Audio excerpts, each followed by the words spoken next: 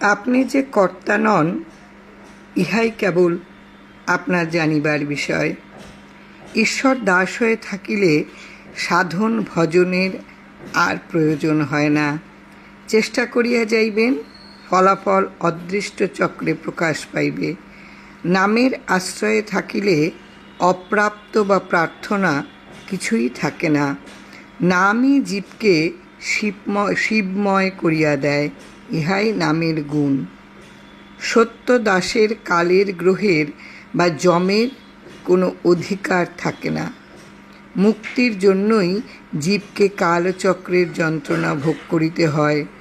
আশ্রম কর্তাপক্ষের আনন্দ উৎসব কেন্দ্র, আশ্রমে আমার স্থান হয় নাই।